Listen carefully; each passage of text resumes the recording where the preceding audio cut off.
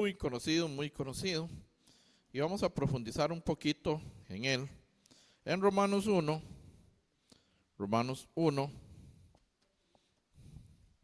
donde se nos presenta el poder del Evangelio. El poder de Dios para salvación a todo aquel que cree. Romanos 1, versículo 16, Romanos 1. Vamos a leer 16 y 17. Lo tenemos, Romanos 1, versículo 16 y 17, el poder del Evangelio. Nos dice: porque no me avergüenzo del Evangelio, porque es poder de Dios para salvación a todo aquel que cree, al judío primeramente y también al griego. 17. Leemos juntos, voz alta. Porque en el Evangelio la justicia de Dios se revela por fe y para fe, como está escrito: mas el justo por la fe vivirá. Mas el justo por la fe vivirá. Está escrito, como está escrito, mas el justo, dice, por la fe vivirá. Vamos a ver un momento a Habacuc 2, versículo 4. Habacuc, profetas menores.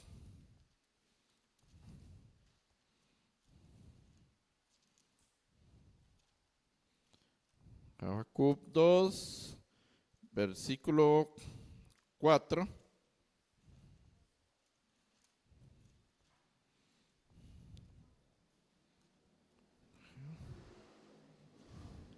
Bueno, estoy en Ageo, vamos a ver. Y aquí está, se me traspapeló. Antes de Sofonías, tenemos Habacuc. Después de Nahum, antes de Sofonías, está Habacuc 2.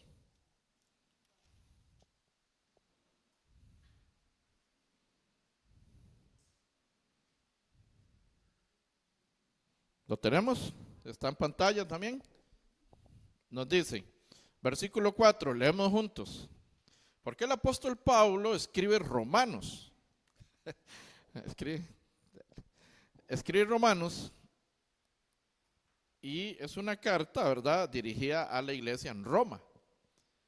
Pero dice, como está escrito. ¿A dónde estaba escrito? Como está escrito, dice. Volvemos otra vez a Romanos para prestar atención ahí, a ese punto. Lo podemos poner en pantalla entonces, así rápidamente, y que es en Habacuc para que no se les traspapele, no vaya a ser. Romanos 1:17. Romanos 1:17 dice: porque el evangelio de la justicia de Dios, dice, se revela por fe y para fe. ¿Cierto? Pero ¿qué dice el apóstol Pablo? ¿Qué más dice? Mas el justo por la fe vivirá. Como está escrito, ¿en dónde? En Habacuc 2, versículo 4, en el Antiguo Testamento, porque era una eminencia en la escritura. El apóstol Pablo nos dice Habacuc 2, versículo 4, es una respuesta de Jehová a Habacuc, al profeta. Es parte de la respuesta al versículo 4, dice: he aquí que aquel cuya alma no es recta, ¿qué dice? Se enorgullece, mas el justo por su fe vivirá. El que no es recto, esa alma se enorgullece. El que no anda correctamente en el camino, el que no tiene la humildad de recibir el evangelio, de recibir la palabra, de caminar por fe, de andar en fe, de reconocer que por medio de Jesucristo fuimos salvos, se enorgullece. Se le alzan, ¿verdad? Tiene ínfulas de, ¿verdad? He aquí aquel cuya alma no es recta, se enorgullece. ¿Y cuál fue cuál fue el problema de Satanás? ¿Cuál fue el problema del diablo? El orgullo. El orgullo es más peligroso de lo que se cree. Más peligroso de lo que nosotros vemos. Más allá. Él quiso ser ¿qué? Igual a Dios. Se enorgulleció. Él quería ser igual a Dios y nunca lo iba a alcanzar, nunca lo iba a lograr. Entonces se enorgullece, más el justo por su fe vivirá. Hermano, entonces aquí se abre una pregunta, se abre un signo de pregunta. ¿Realmente estamos viviendo por fe o vamos a patadas o vamos por las olas de la vida o vamos por el viento de este mundo? ¿O realmente estamos viviendo por fe? ¿O no estamos rectos delante de Dios y vamos enorgullecidos? Yo voy porque hay que ir, porque para que me vean, porque. No porque necesito, no porque deseo, no porque anhelo, no porque si no escucho, entonces me desvío nuevamente y necesito escuchar, necesito leer, necesito aprender, necesito caminar en fe. Caminar por fe, caminar en fe. Ahora vamos a ver vamos a ver en el libro de Josué. ¿Qué es caminar en fe? Algunos de los ejemplos que nos deja la Biblia de caminar en fe.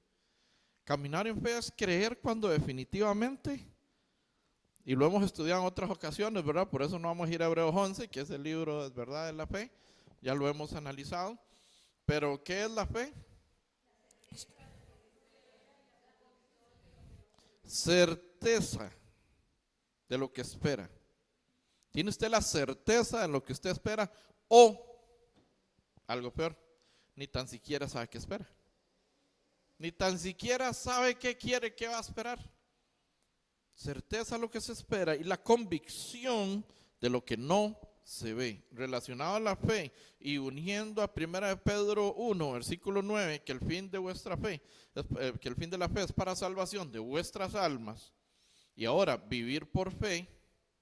Tenemos que estar ligados ahora en una vida llena de fe. ¿Qué estás esperando a nivel espiritual?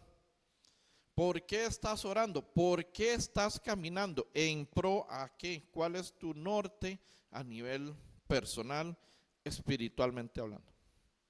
¿Qué es lo que vas a alcanzar? ¿Qué te propones? O ni tan siquiera has pensado en qué quieres servir. Aquí nos hemos quedado un poquito, por ahí estaban las batas, o están las batas, ¿verdad? Necesitamos empezar con un coro, hermanos. Tenemos que tener un norte. Necesitamos, hay 5 espacios, 5 cupos, hay 5 batas para el coro. De momento, estamos empezando. Ya se sabe que estamos empezando. Eso es lo que tenemos. Pero si no hay 5 hermanos o hermanas que tengan el anhelo de cantar, que tengan el anhelo de organizar su voz, de educarla, de ensayar, de sacar un tiempo extra al que viene aquí, que ya hay, entonces, no, pues ya hay reuniones, entonces nuestra reunión, y ya, entonces ya no pagamos el precio, entonces no queremos nada. No, se trata de qué quiero hacer, qué es lo que yo estoy esperando. Es certeza de lo que se espera, pero ni tan siquiera oramos por nada. No estamos esperando nada. Esto es como los que no tienen una meta. Los que no tienen una meta, no se han puesto una meta del año, de 6 meses, del mes, de la semana, la meta del día. Permítame felicitarlos, ya llegaron, no van para ninguna parte. Ya llegaron, porque como no tienen metas, entonces no hay problema.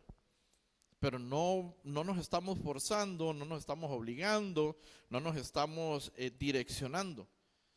Estoy seguro que los que trabajan tienen que tener un propósito, tienen que tener una línea, tienen una línea de producción, una línea de alcance, tiene que haber algo, hay algo que lo mide.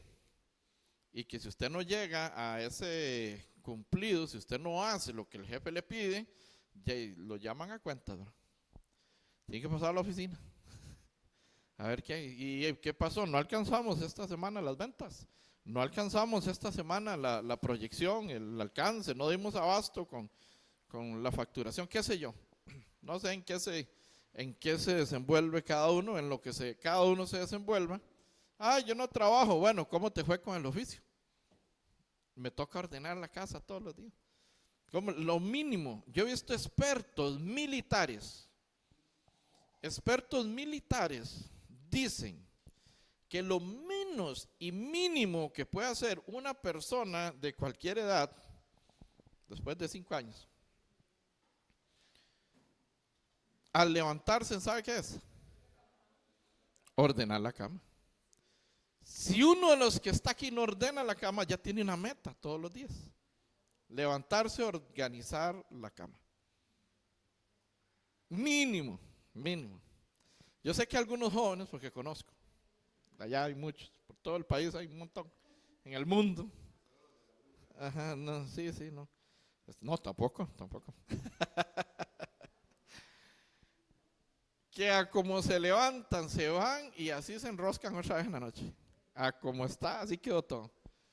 Entonces, según, vea que no es espiritual lo que estoy hablando, es algo, una meta militar mínima, ¿verdad? Que dicen que dicen estos señores del ejército, ¿verdad? Que lo mínimo es ordenar la cama. No es nada así. Pero que si te va mal en el día, te espera una cama ordenada para descansar, según la ciencia y según la lógica que ellos tienen. Pero a usted le va mal en el día y llegue y ve ese desorden, ahí imagine cómo puede sentir peor todavía. Entonces, si esto a nivel psicológico lo manejan los expertos, lo manejan el ejército, que es lo primero que tienen que hacer ellos, levantarse y ordenar la cama. Ahora nosotros tenemos que levantarnos con una meta, con un propósito. Bueno, ya sabemos que si alguien no ordena la cama, ya tiene un propósito para mañana, levantarse y ordenar la cama. Pero espiritualmente, ¿cuál es el propósito? ¿Cuál es la meta que estás esperando? Certeza de lo que se espera. No tienes un milagro por el que has orado, no tienes un familiar por el que has orado, no tienes a alguien en la lista de todos los días, no tienes algo, no tienes un servicio, no anhelas algo en el servicio de la obra de Dios. ¿Qué es lo que estás esperando? Estamos esperando la salvación, claramente. Que certeza de que somos salvos y convencidos de que no vemos en este momento el arrebatamiento aún. No lo logramos alcanzar, dimensionar, porque no tenemos una idea de eso, pero lo estamos esperando, aunque no lo veamos. Y está bien, pero ahora a nivel de vida cotidiana, ¿cómo estamos avanzando según lo espiritual? Hay empresas que se escalan, hay empresas que no, hay empresas que sí se escala continuamente, dependiendo a lo que se dedican. Entonces van subiendo de rango y van subiendo de salario algunos. A otros solo les sube de trabajo y no les suben de nada. Y no les suben de salario, pero bueno. Hay empresas organizadas que van subiendo de rango. Y van alcanzando más el mercado de lo que se dedican para alcanzar. Nosotros deberíamos de tener un nivel. ¿En qué nivel me encuentro hace 3 meses, hace 6 meses, hace 1 año, hace 2 años, 5 años? ¿Será que antes servía más que ahora? Tal vez antes me congregaba más que ahora, tal vez antes leía más la Biblia, tal vez antes oraba más. ¿Qué pasó? No estoy viviendo por fe, estoy viviendo como me lleva el viento. Las olas vienen y van, el viento sopla, va para la iglesia, vuelve a soplar, va para la casa y otra vez para la iglesia. Y se tropieza con algo, ya se fue por su lado. Porque no hay una meta. Una de las metas del año eran, ¿cuáles eran una de las metas del año? Leer la Biblia, 4 capítulos diarios. ¿Cómo te ha ido? Estamos a más de la mitad del año con esos 4 capítulos. ¿Te ha ido bien? Otra de las metas, ¿cuál era? No faltar un solo domingo. ¿Cómo les, cómo les ha ido? O llevamos nota roja.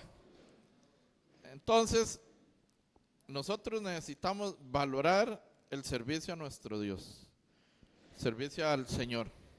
Necesitamos valorar la comunión con nuestro Dios. Nada ni nadie puede ser más importante que Dios. Lo que cuesta seguir a Cristo. Algún día lo compartimos por aquí, ¿verdad? ¿O no? ¿Ese título? ¿No recuerdan? lo que cuesta seguir a Cristo. En San Lucas. Es impresionante. Podemos darle una repasadita un día de estos también. Lo que cuesta seguir a Cristo. No es fácil, porque estamos en un mundo donde la carne quiere desviarnos, donde el pecado quiere inundarnos, donde quieren engañarnos, donde necesitamos plata, entonces necesito trabajar, por mí nadie me va a mantener, y porque, y entonces nos llenamos de las cosas de este mundo y se nos olvida que lo espiritual es mucho más importante que lo físico, que lo tangible. Aquí todo va a pasar, hermanos, todo, absolutamente todo va a pasar.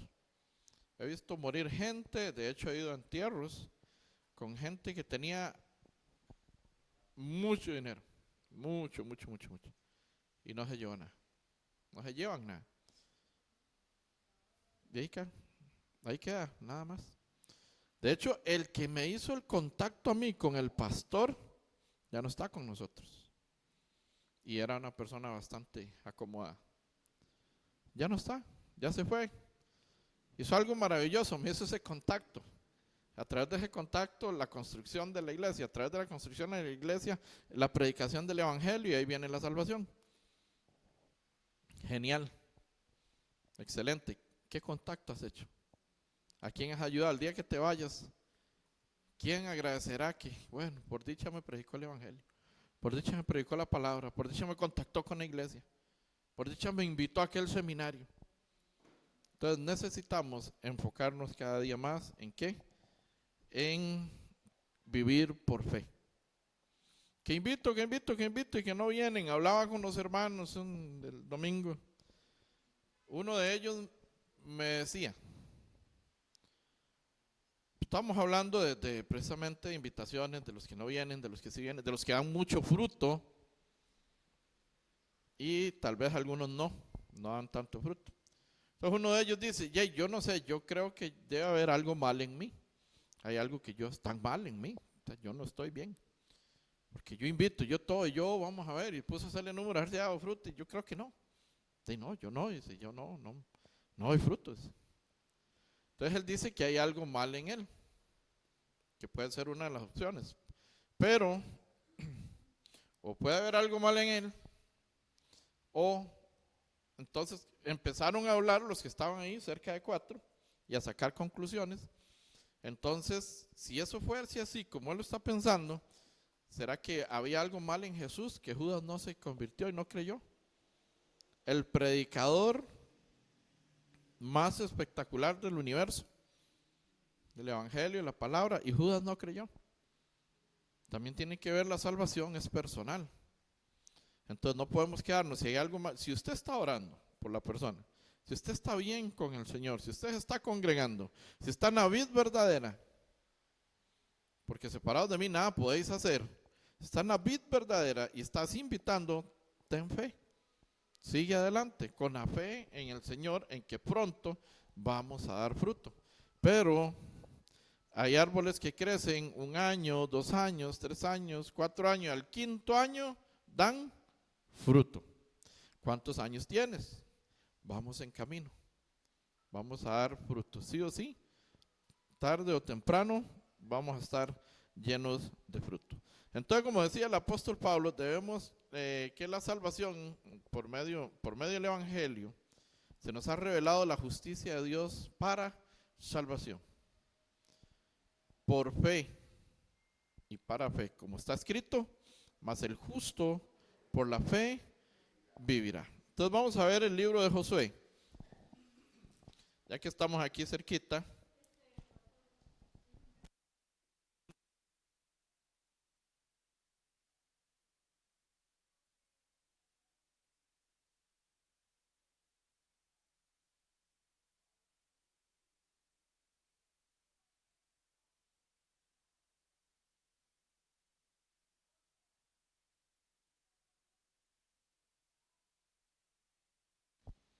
Sí, ya.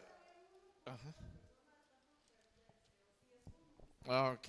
Que la hermana pregunta, porque no la están escuchando, ¿verdad? En la transmisión. Que, ¿cómo sabe uno cuando una persona se va a perder? Jesús ya sabía que Judas iba a perder. Sí. Ajá. Sí, es que tenemos, aquí hay una pequeña gran diferencia.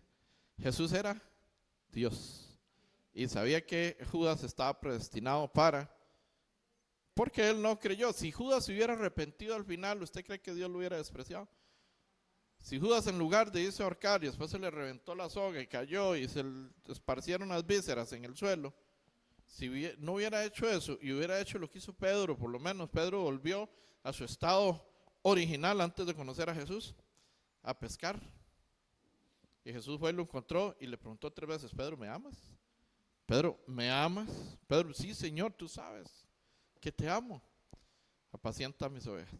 Entonces, Pedro, para mí, opinión personal, no vamos a hacer una doctrina de esto, opinión personal. Para mí actuó peor Pedro al negarlo 3 veces y además de negarlo, injuriar, habló mal de Jesucristo para que no lo apresaran, no lo mataran a él. Para mí actuó peor Pedro en ese momento que Judas, que con un beso dijo: este es, al que yo le dé un beso, ese es Jesús, no los otros, ese. Entonces, si Judas no hubiera tomado la decisión de matarse, hubiera sido perdonado igual que Pedro. Pero él tomó una mala decisión. Punto 1. Punto 2, la diferencia entre Judas y Pedro es que para Pedro Jesús era su Señor. Pero ¿a quién iremos si solo en ti hay palabras de vida eterna? Dice Pedro en San Juan 6:53, si no me equivoco. Pero Judas lo tenía como maestro, un buen maestro, no como Señor. Ahí está la diferencia, ¿verdad? Algunos lo tienen como maestro, otros lo tenemos como Señor. Pero Jesús era Dios y sabía lo que iba a acontecer. Nosotros no somos Dios.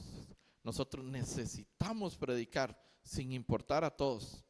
Y Dios, que es el que salva, es el que va, al que damos la semilla y Dios trae el fruto, ¿verdad?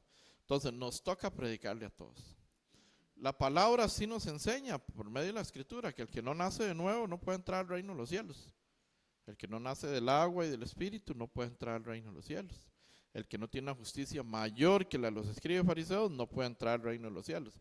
Entonces, yo siendo pastor y 18 años evangélico, no sabía nada de estas 3 que acabo de nombrar. Yo iba para el fuego eterno. Entonces, por medio de la escritura es fácil saber si alguien es salvo o no es salvo. Cornelio, tenemos a Cornelio, centurión de la compañía llamada La Italiana, en Hechos 10, versículo 1, ¿verdad? Este dice que era temeroso de Dios con toda su casa. Dice que era hombre piadoso, temeroso de Dios con toda su casa. Dice que limonaba al pueblo y oraba a Dios siempre, y no era salvo. Entonces, ahí en Hechos 10, versículo 1 y 2, en el 6 dice que vaya a traer a Pedro, que está en casa de Simón Curtidor, a Simón Pedro. Él te dirá lo que es necesario que hagas, porque no eras salvo. ¿Ves? Entonces, aunque sean buenísima gente y oren y lean la Biblia y ayunen y todo, usted no tiene idea de todo lo que hacíamos nosotros y no éramos salvos. Buenísima gente, repartíamos diarios, traíamos gente, llevábamos gente, hacíamos las convivencias, los retiros, los campamentos, hacíamos de todo con un amor, con un carisma, con unas ganas, con un deseo. Yo quebré 3 veces la empresa porque yo no estaba en toda la semana en la empresa y los demás me hacían fiesta. Porque según yo le estaba sirviendo al Señor y no era salvo. Si no nace de nuevo, Dios no lo ha. Dice: apartados de mí, hacedores de maldad, nunca os conocí. San Mateo 7, versículo 23. Nunca os conocí. ¿Cuándo conoce Dios a una persona? Cuando nace de nuevo. ¿Cuándo conoce una madre a su hijo? Cuando nace. ¿Ves? Entonces, se nos hace, digamos, profundizando la escritura, por medio del balance de la escritura, se nos hace sencillo saber si alguien es salvo o no, por la escritura, no por nuestro conocimiento, ni por nuestro, ¿verdad? Evaluación, ni mucho menos, ni estamos juzgando a nadie. La escritura dice que si no tiene esos 3 requisitos, no es salvo.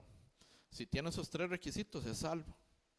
Entonces, así podemos identificar, ¿verdad?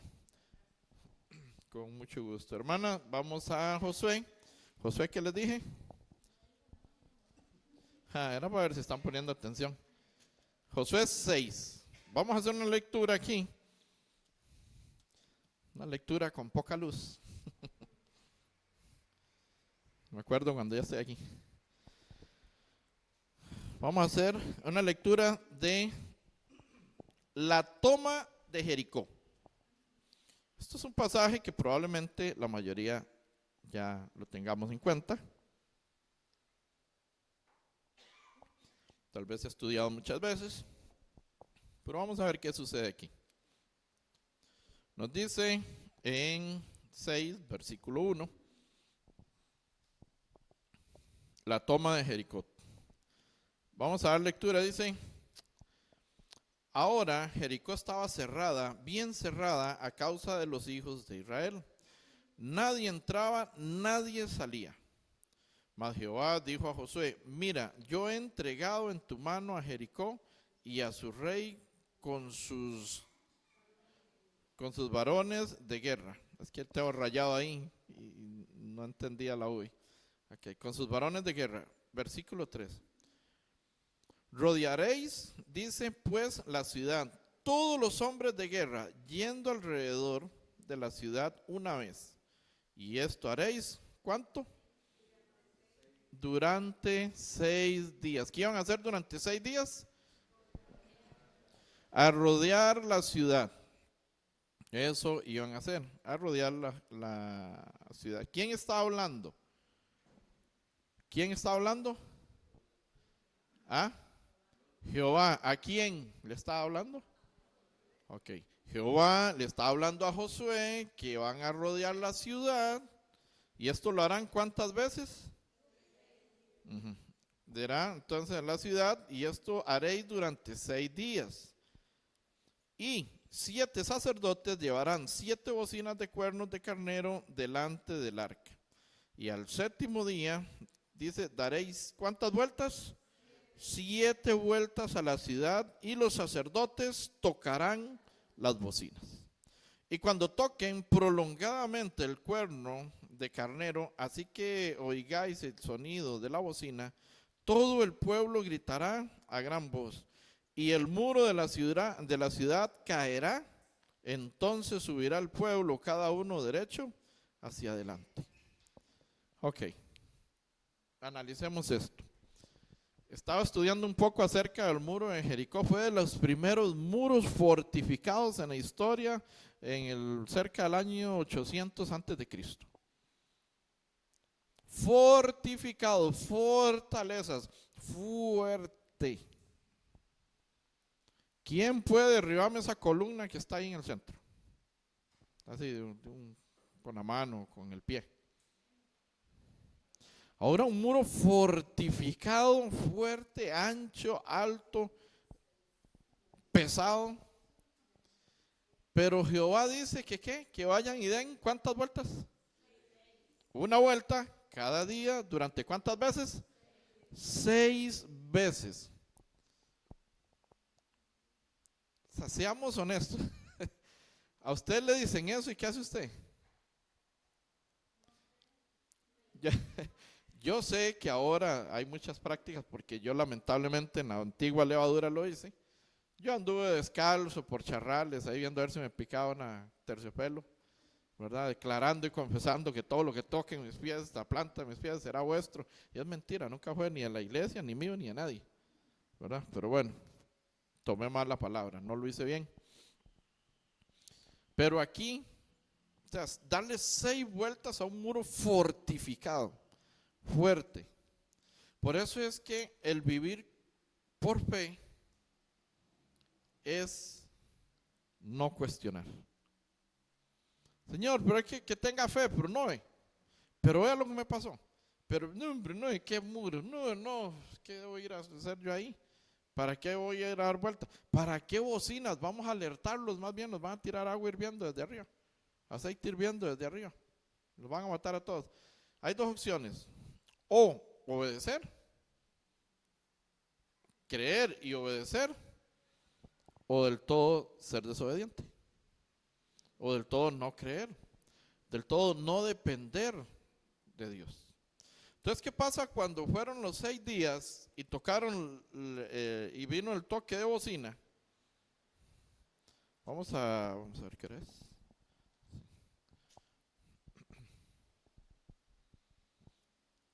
Vamos al versículo 10, vamos a saltar un poquito por el tiempo. Y nos dice, y Josué mandó al pueblo diciendo, vosotros no gritaréis ni se oirá vuestra voz, ni saldrá palabra de vuestra boca hasta el día que yo os diga, gritad entonces y gritaréis.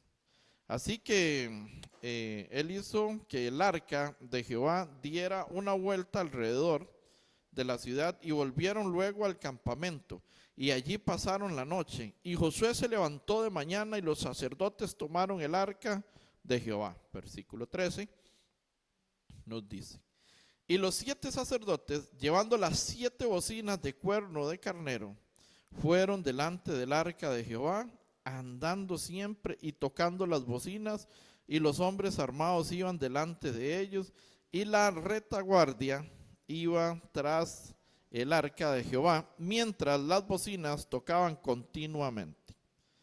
Así dieron otra vuelta a la ciudad. ¿Cuándo?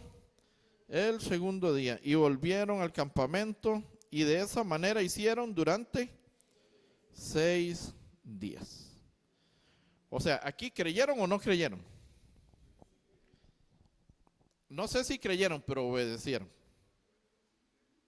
No sé si creían en lo que estaban haciendo realmente, pero obedecieron. No sé si usted cree que realmente vamos a llenar este lugar algún día, pero sea obediente, siga invitando y seguimos haciendo seminarios y seguimos visitando hogares y seguimos donde se nos abran las puertas. No sé si usted cree que vamos a tener que abrir esta parte también para alquilar el otro local que está ahí, porque ya aquí estamos muy llenos. ¿Lo cree o no? Si no lo cree, pues sea obediente. Siga invitando, siga hablando, siga predicando a todo el que pueda. Porque cuando esto esté lleno y esto esté lleno, tendremos que ir a buscar un lote para construir la iglesia. Entonces usted tiene 2 opciones, o empezar a buscar lotes creyendo en que va a suceder, o sea obediente y busque lotes para orar. Sea obediente y siga invitando, sea obediente y siga hablando la palabra de Dios. Crea o no crea. Lo mejor es creer, porque más el justo por la fe vivirá. Y tener fe en el Señor es creer que es Él el que hace, no yo. Es Él el que hace, no ustedes. Es Dios el que hace todo como Él lo quiere, no como yo quiero. A veces queremos salir de una deuda, ¿verdad? Y queremos salir por la tangente, por la parte más fácil, y se nos presenta un caballero ahí en otra ciudad, ojalá bien largo, y dice, el 45 para hoy, el 45, usted sí sale, y salgo de esa vez. Esa es la forma de pensar nuestra, más fácil. Qué fácil, ¿verdad? Dios tiene que pasarnos por un proceso, tenemos que aprender. No es así, hermanos, se lo garantizo. No es así como se sale, es con fe, es llevando obediencia al Señor, siendo obedientes siempre. Entonces vamos a dar un poquito más de lectura, el tiempo pasa. Quedamos en el 14. Ok, vamos a leer el 15 entonces. Al 7º día se levantaron al despuntar el alba y dieron vuelta a la ciudad de la misma manera. ¿Cuántas veces? 7 veces. Solamente este día dieron vuelta alrededor de ella 7 veces. Y cuando los sacerdotes tocaron las bocinas la 7ª vez, Josué dijo al pueblo, gritad, porque Jehová os ha entregado la ciudad. Que dieron 7 vueltas ese día, más los otros días, otras 6 vueltas, ¿verdad? Que ya habían dado. Y Josué, ¿qué hizo?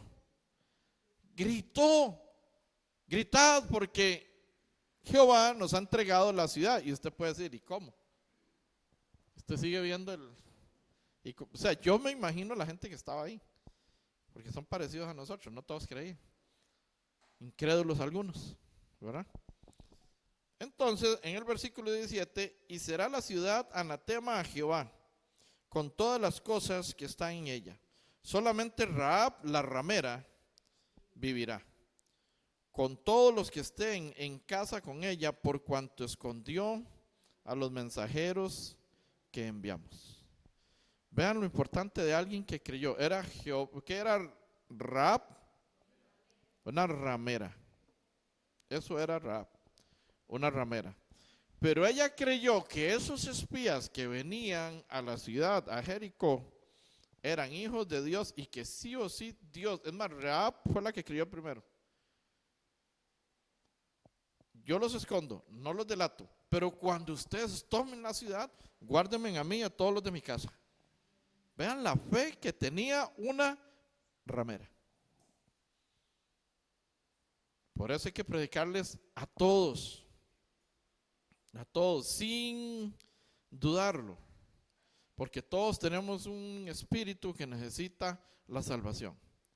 Y Rahab, de esta forma, creyendo en que Dios iba a tomar esa ciudad, estaban los muros edificados, todo estaba en paz, solo habían 2 israelitas ahí, y que los escondieron, ella los escondió, creyendo y sabía lo que iba a devenir, lo que había de acontecer, que Jehová le iba a dar ese pueblo. ¿A quién? A Israel. Jericó iba a ser tomada por Israel. Y entonces, ¿quién se salvó? Rahab se salvó. Nos dice el verso 18, pero vosotros guardaos del anatema, ni toquéis ni toméis alguna cosa del anatema, no sea que hagáis anatema al campamento de Israel y lo turbéis.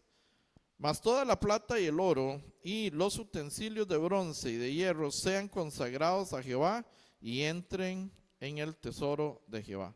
Entonces el pueblo gritó y los sacerdotes tocaron bocinas, y aconteció que cuando el pueblo hubo oído el sonido de la bocina, gritó con gran vocerío. ¿Qué gritó?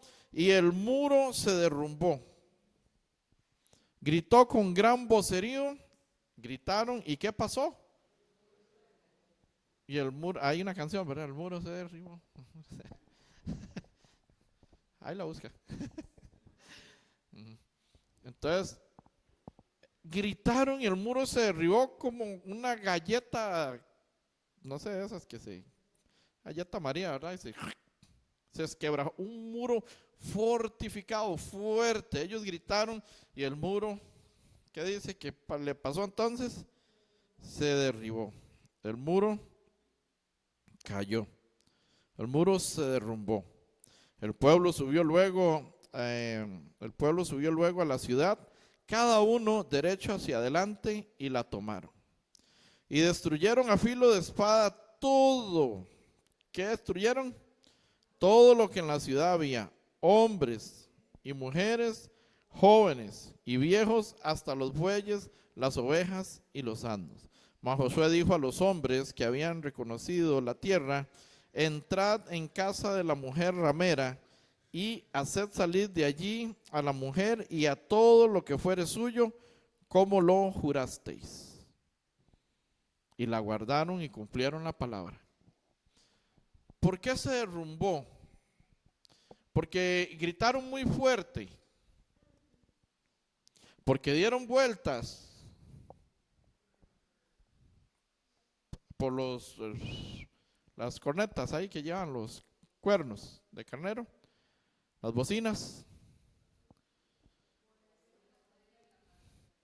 ¿Y qué movió el poder de Jehová a derrumbar los muros de Jericó? La obediencia de su pueblo. Eso movió a Dios a derrumbar los muros, porque fue Dios, no fue el sonido, no fue el tropel, no fue la gente, no fueron las vueltas, los muros no quedaron mareados cuando la gente pasaba, nada de eso. El poder de Dios cayó al ver un pueblo obediente. Lo que pasa es que hay pueblo desobediente y hay pueblo desobediente. Y entonces ahí cambia la situación. Primera Samuel 15, versículo 22. Todavía tenemos tiempo, poquito. Primera de Samuel.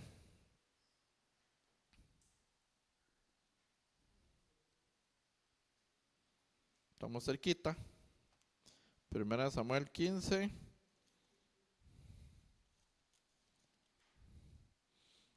Primera Samuel 15. Verso, vamos a leer un poquito antes de esto. Antes del 22. Primera Samuel 15. Nos dice en el 1. Y el subtítulo es, ¿qué dice? Saúl desobedece y es desechado. Yo pregunto, si tuviéramos el mismo lineamiento que Saúl, ¿dónde estuviéramos? ¿Nos habría desechado Dios ya? Hace rato. Bueno, la misericordia de Dios es grande. Nos dice en 1 Samuel 15, versículo 1, dice: después Samuel dijo a Saúl: Jehová me envió a que te ungiese por rey sobre su pueblo Israel ahora, pues está atento a las palabras de Jehová. Estad atento a las palabras de Jehová. Versículo 2 dice: así ha dicho Jehová de los ejércitos: yo castigaré lo que hizo Amalec a Israel al oponérsele en el camino cuando subía de Egipto. Amalec atravesó el caballo, como dice. Versículo 3. Ve pues, ¿y qué dice? Hiere a Amalec. ¿Qué tenía que hacer con Amalec? Herirlo. Aquí está, ¿quién está? ¿Quién dio esta orden? Jehová. ¿A quién se lo están dando? A Saúl. ¿Por medio de quién? De Samuel. Dios habla al profeta Samuel que vaya y le diga a Saúl que hiera a Amalec por lo que ya había acontecido, ¿verdad? Entonces nos dice: ve pues y hiere a Amalec y destruye todo lo que tiene, no te apiades de él. ¿Mata a quién? A hombres, mujeres, niños y aún los de pecho, vacas, ovejas, camellos y asnos, ¿verdad? Saúl pues convocó al pueblo y les pasó revista en Telaín 200,000 hombres de a pie y 10,000 hombres de Judá. Entonces vamos a dejar la lectura hasta ahí en este momento. ¿Saúl obedeció o no obedeció en este momento, en este instante? Él fue a la guerra contra Amalec. Pasó revista, trajo a todos los guerreros y se preparó ¿para qué? Para ir a la batalla. Hasta ahí todo iba muy bien. Leemos el 7, dice: y Saúl derrotó a los amalecitas desde Ávila hasta llegar a Shur, que está al oriente de Egipto. Y tomó vivo ¿a quién? A Agag, rey de Amalec. Pero a todo el pueblo mató a filo de espada. Y Saúl y el pueblo perdonaron a Agag. Entonces, ¿había que perdonar a Agag o no había que perdonar a Agag? ¿Cuál era la instrucción que había dado Dios? En el 3 dice: ve pues y hiere a Amalec y destruya todo lo que tiene, y no te apiades de él. Mata menos a Agag. Todo parejo, tenía que destruir absolutamente todo. Entonces en el versículo 9 dice: y Saúl y el pueblo perdonaron a Agag. ¿Y qué más perdonaron? A lo mejor de las ovejas y del ganado mayor, de los animales engordados, de los carneros y de todo lo bueno, y no quisieron destruir más todo lo que era vil y despreciable, destruyeron. Ay, qué problema. ¿Y qué nos dice el 3 nuevamente? Leemos el 3. Ve pues y hiere a Amalec y destruye todo lo que tiene. No te apiades de él. Mata a hombres, mujeres, niños y aún los de pecho. ¿Y qué más? Vacas, ovejas, camellos y asnos. ¿Y qué perdonó en el 9? Dice: lo mejor de las ovejas y del ganado mayor, de los animales engordados, de los carneros y de todo lo bueno. Y no quisieron destruir más todo lo que era vil y despreciable, lo destruyeron. Entonces, da una orden, recibe la orden de parte de Dios y no la cumple. Ahí ya no fue obediente. Cuando se nos da una orden de parte de Jehová, que es que tenemos que cambiar, que es que tenemos que hacer diferente. ¿Cómo nos da la orden? ¿Cómo recibimos una orden de parte de Jehová en estos tiempos? Ya no tenemos a Samuel. Bueno, al pastor sí de San José, ¿verdad? Pero al profeta Samuel, que ya no le habla a Dios directamente, ya no nos habla a Dios directamente, sino que por medio de la escritura. Ya no tenemos al profeta Samuel para que nos diga cuál es la directriz que Jehová quiere que nosotros hagamos. Pero nos dejó la escritura y nos dejó a los pastores, nos dejó a los misioneros para que escuchemos, aprendamos, creamos y seamos obedientes. Entonces, por medio de la escritura, cada pasaje que nos habla, debemos de ser obedientes. Es que yo obedezco hasta aquí, pero aquí para allá nadie se meta conmigo porque yo soy así. No, yo voy todo, pero hasta ahí. Ya eso es que hay que cambiar, y ya eso es que hay que ir más, y que ya eso es que hay que servir, y que ya eso, entonces ponemos límites. Estamos siendo desobedientes a la voz de Jehová, porque no es el expositor que está aquí. Es Dios el que nos está hablando a través de la escritura. Es Dios el que nos está hablando a través de la palabra. Sí o sí, aquí no hay quite.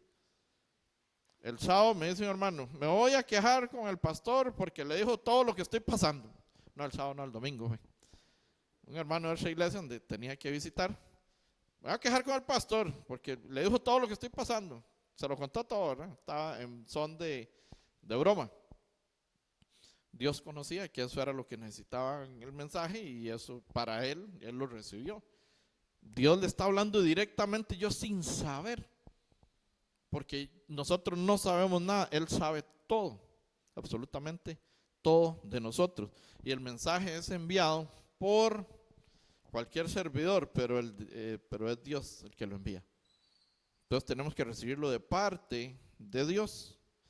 Entonces, lamentablemente, aquí podemos leer un poquito en el 15, versículo 19, 15, versículo 19, nos dice, ¿por qué pues no has oído la voz de Jehová? Sino que ha vuelto al botín, has hecho lo malo ante los ojos de Jehová.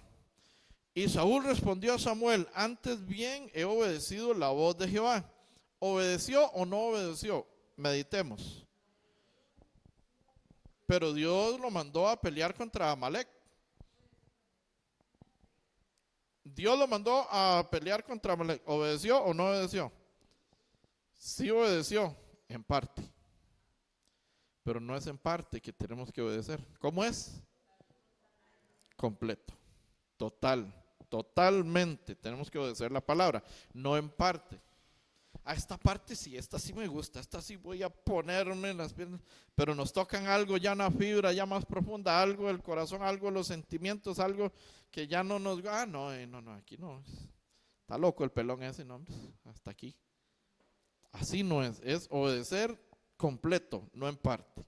Entonces Saúl, nuevamente en el versículo 20, nos dice, y Saúl respondió a Samuel, antes bien he obedecido la voz de Jehová, y fui a la misión que Jehová me envió, y he traído a Gad, rey de Amalek, y he destruido los amalecitas. 21. Mas el pueblo tomó el botín. ¿A quién le echó las culpas? Más el pueblo. O sea, es culpa del pueblo. Ellos agarraron, mis hijos, los hermanos, la iglesia, el pastor. O sea, usted se lava las manos. El pueblo. Interesante, ¿verdad? Que dice, más el pueblo tomó del botín, ¿qué dice? Leemos juntos. Las ovejas, vacas, las primicias del anatema, para ofrecer sacrificios, ¿a quién? A Jehová tu Dios en Gilgal. Agarraron lo que no tenían que agarrar para hacerles sacrificios a Jehová. ¿Cómo podía hacer ese sacrificio a Jehová? ¿Qué tan alegremente iba a recibir el Señor esos sacrificios?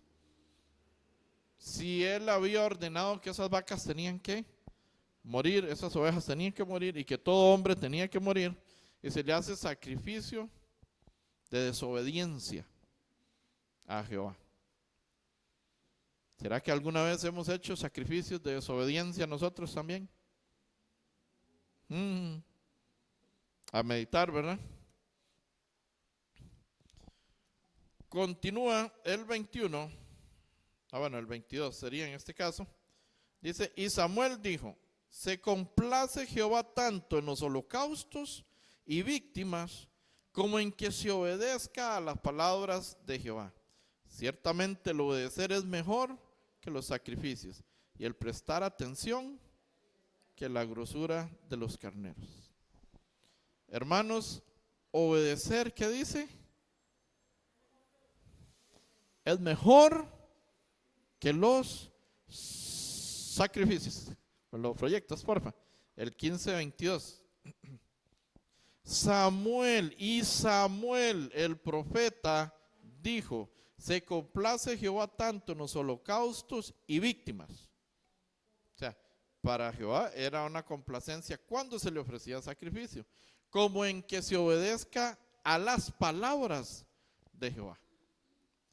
A las palabras que escuchamos los domingos, a las palabras que escuchamos los martes, a las palabras que leemos diariamente, a las palabras que escuchamos en las diferentes prédicas, los miércoles que tenemos que conectarlos, a los miércoles obedezcan, hay que escuchar la prédica de los miércoles a nivel mundial.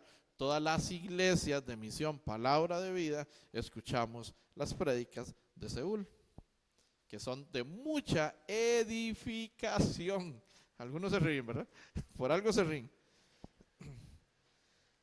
Somos un cuerpo a nivel mundial, más de 82 países, más de 1276 iglesias. Estamos escuchando una sola prédica que se da en Seúl, una vez a la semana.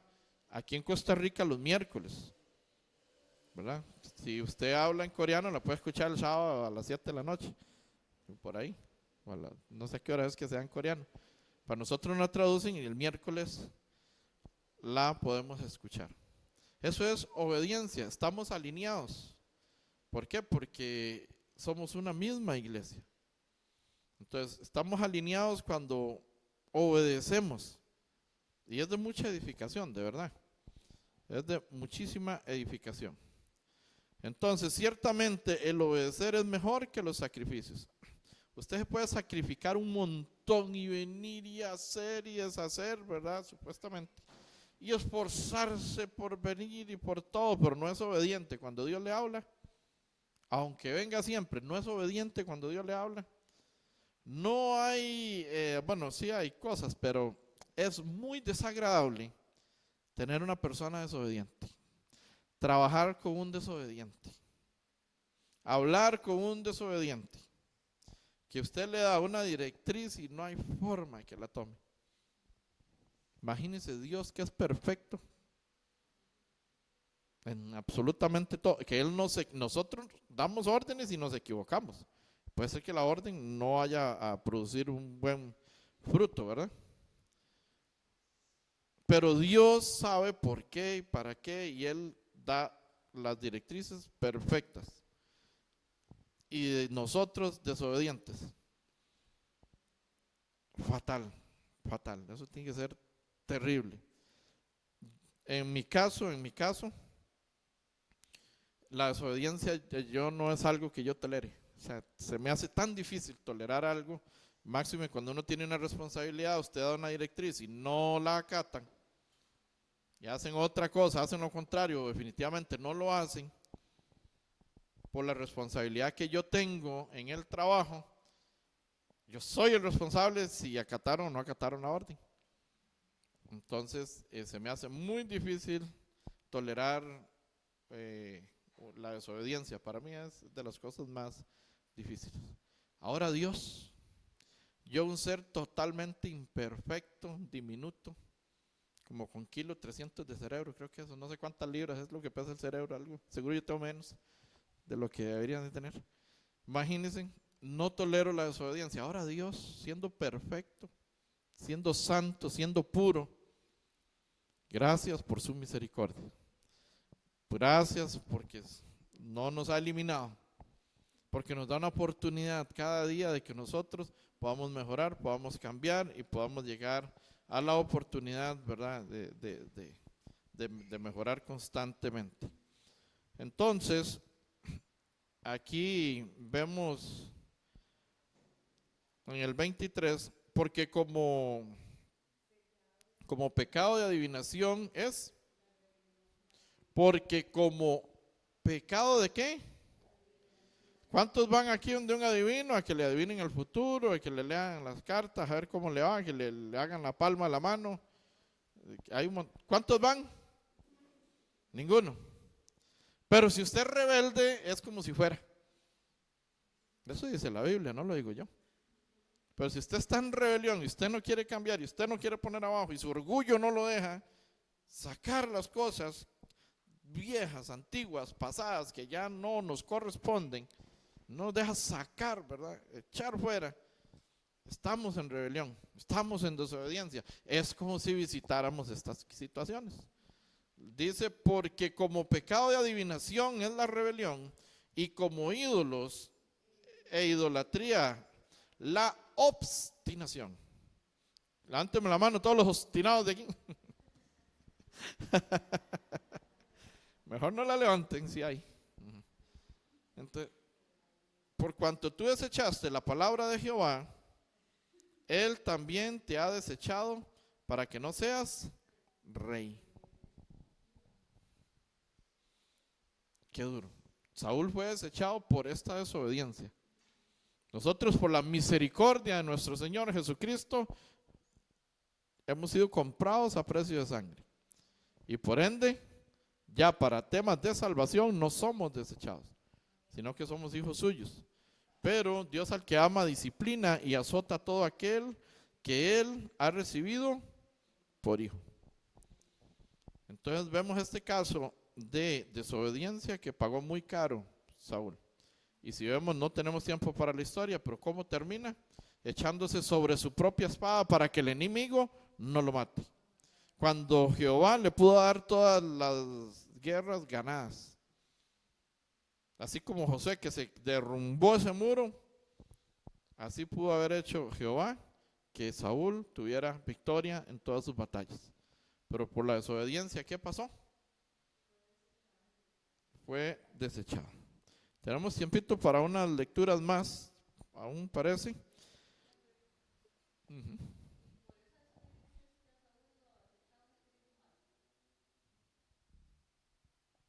A partir de, empiezan a acontecer un poco de situaciones a Saúl, ¿verdad? Él era atormentado y ¿quién llegaba a calmarle? David, ¿con qué? Con el toque del arpa. Ya también Dios tenía el sustituto. El pueblo de Israel pidió rey, tenía jueces.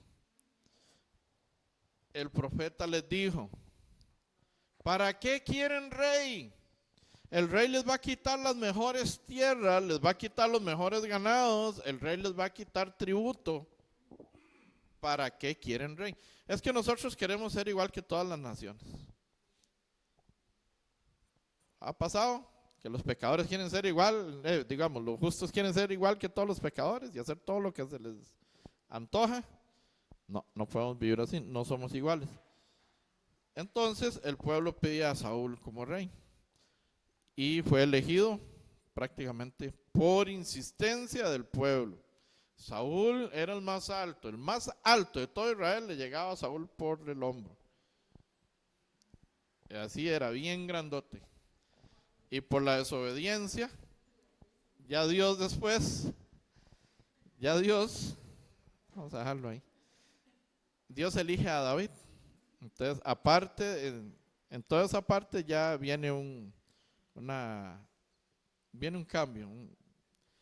Y a Saúl, Jehová se apartó, vamos a ver, en el 20, que dicha que no hemos cambiado todavía.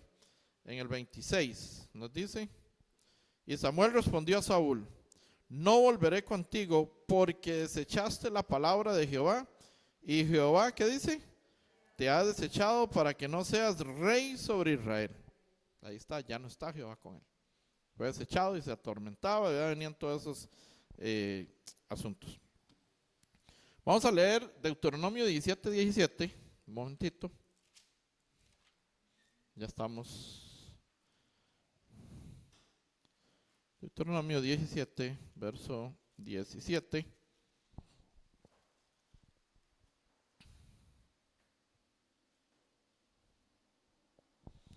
Nos dice instrucciones acerca de un rey en el 17:14.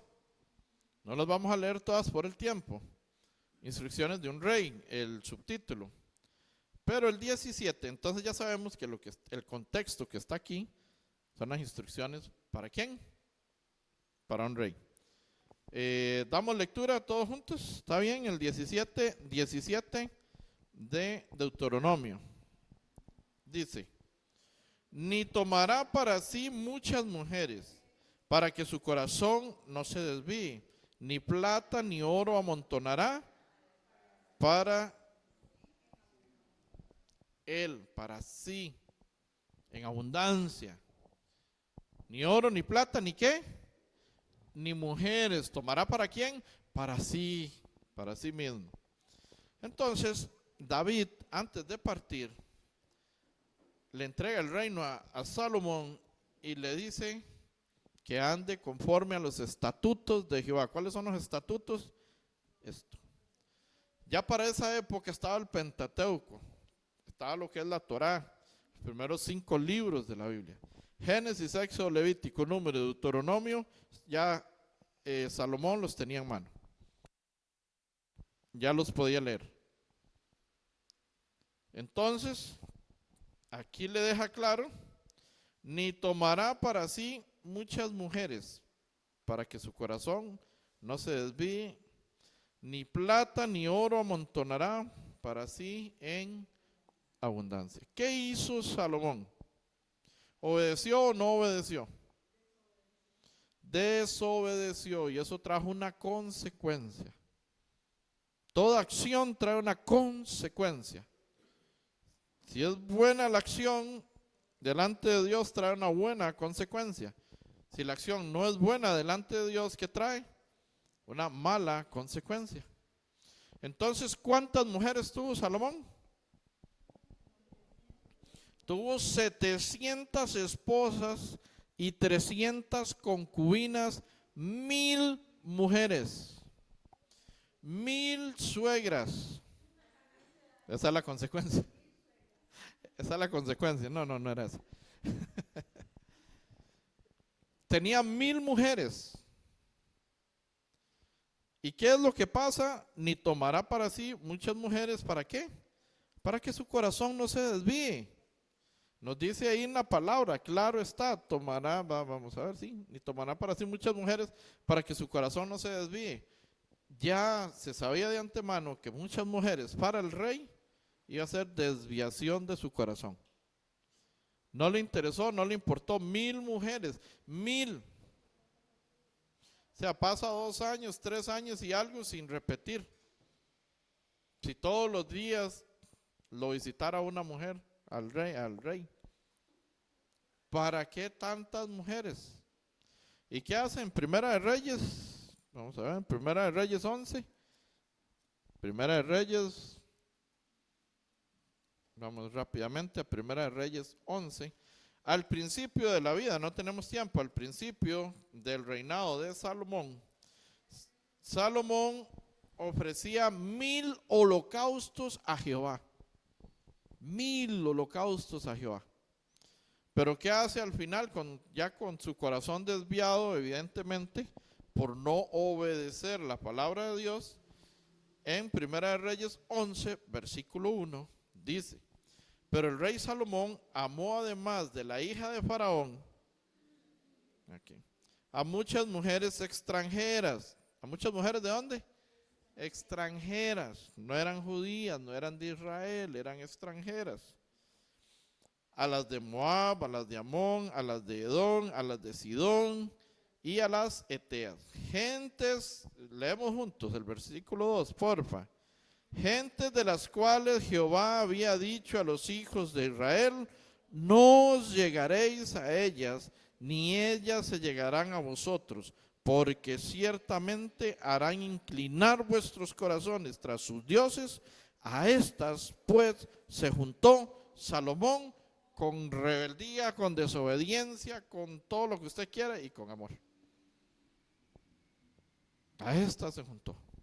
Está Dios constantemente diciéndole que ninguna palabra corrompida salga de su boca, porque esa no es edificación para los oyentes. Efesios, ahí hice un juego de palabras, incluí unas y quité otras de Efesios 4, versículo 26, por ahí, ¿verdad? Podemos leer ahí un poquito. Así, nada más un ejemplo. Solo puse un ejemplo. Palabras, acciones, desobediencia. Si no es, vamos a ver, tengo un caso de una persona que para desestresarse está tomando unas clases donde un justo renacido no debería estar metido. ¿Será bueno o será malo? ¿Obediencia o desobediencia? Desobediencia. Desobediencia. Dios constantemente Él nos está guiando, Él nos está diciendo por dónde debemos de andar y cómo debemos de caminar. Tenemos que crecer en la fe, no crecemos. Tenemos que memorizar la Biblia, no la memorizamos. Tenemos que leer la Biblia, no la leemos. Y estamos en una constante desobediencia siempre, porque Jesús nos enseña en la Escritura a orar siempre, en todo tiempo. Jesús iba al monte de los olivos a orar, bajaba del monte de los olivos de orar. Constantemente Jesús está orando. ¿Cuánto tiempo saca usted diario y cuántas veces al día para orar? Por lo menos tan siquiera para acordarse de Dios. Yo espero que mínimo ore por la comida, ¿verdad? Agradeciendo al Señor por los alimentos, mínimo. Si ya usted agradece por los alimentos, mínimo come 3 veces al día y digamos que ya 3 veces al día hizo una pincelada. Pero una oración profunda, una oración eficaz, una oración con el corazón, una oración largamente, como la de Ana. ¿Cuántas veces la tenemos al día? Creo que nos falta mucho por crecer, que nos falta mucho por caminar, nos falta mucho por avanzar. Es necesario no ser desobedientes como Salomón, como Saúl. Es necesario ser obedientes como Josué y el pueblo de Israel que obedeció. Y Dios va a hacer que se derrumbe cualquier situación, cualquier circunstancia que usted no puede y Él sí puede. Él va a poder. Usted no puede salvar a toda su familia. Dios sí puede salvar a su familia, no se preocupe. Se va a derrumbar esa barrera. Se va a derrumbar todos esos que ha invitado, esos que no quieren. Se va a derrumbar y van a haber frutos. No hemos dado frutos hasta hoy, van a haber frutos. Dios va a derrumbar esa barrera, esa muralla, ese muro reforzado que está ahí. Pero ¿qué necesitamos? Empezar a ser obedientes. Espiritualmente hablando, dar las 6 vueltas. Después el otro día dar 7 vueltas y después gritar y tocar bocina. Y Él hará, y Él lo va a hacer. ¿Qué significa todo esto? Ser obediente a su palabra constantemente, siempre. Vemos un Jonás que se le dice, ve a Nínive y predícale a una ciudad donde 120,000 personas no distinguen entre su mano izquierda y su mano derecha. 120,000 personas. Entonces dice que vino Jonás enseguida y ¿qué hizo? Y se fue para Nínive. ¿Para dónde se fue? Para Tarsis. Con una desobediencia le hablaba directamente el Señor en esa época a Jonás. Pero como los ninivitas eran ciudad de pecado y había causado tanto daño al pueblo de Israel, Jonás dijo que no se salve, que lo lleve el diablo. ¿Cuántos han pensado así? Que lo lleve el diablo por sí. Sarao. Pues no es un pensamiento correcto. Tuvo que pasar por un montón de situaciones. Hace tiempo hemos estudiado la historia de Jonás un poco, ¿verdad? pasó por muchas.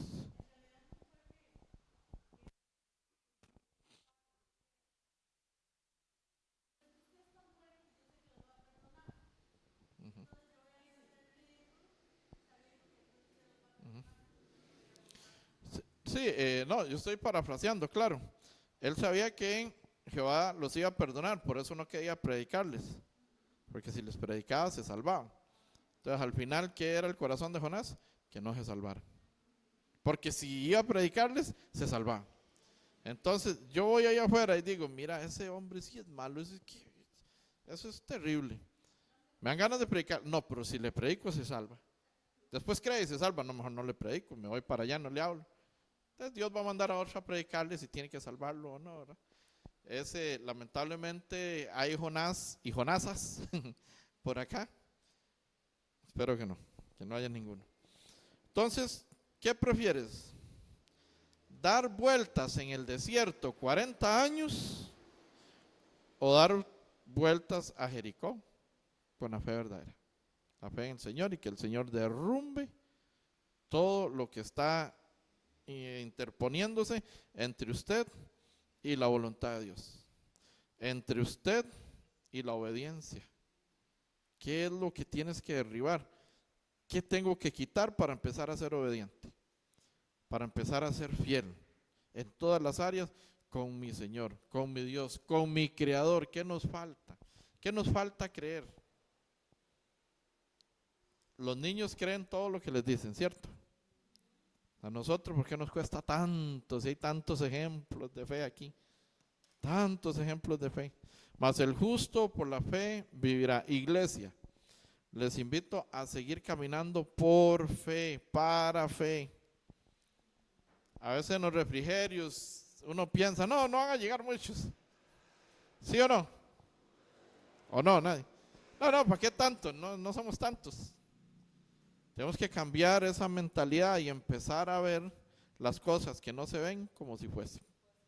A tener fe. Necesitamos empezar a ver a cada persona que no conoce de Dios como un candidato al Evangelio, a la palabra, a estar en este lugar recibiendo la salvación. Empecemos a orar los hogares, empecemos a orar, necesitamos hacer seminarios, necesitamos hacer visitas, necesitamos tocar puertas para ir a predicar. Hemos estado ya por 2 ocasiones en Barranca de Punta Arenas, en San Miguel de Barranca de Punta Arenas, donde doña Milena, Melania, ya está, sí, bueno, anduve cerca, donde doña Melania ya escuchó a la hija. Están por abrirnos las puertas de la casa de la hija para predicarles también, por ahí viven, ¿verdad? Bien cerca. Entonces, estamos en eso, pero necesitamos creer, necesitamos avanzar, necesitamos caminar, seguir tocando puertas aquí, seguir tocando corazones que quieran escuchar el Evangelio, que quieran escuchar la palabra. Vamos a orar. Señor, te damos gracias, Padre Celestial, en esta hermosa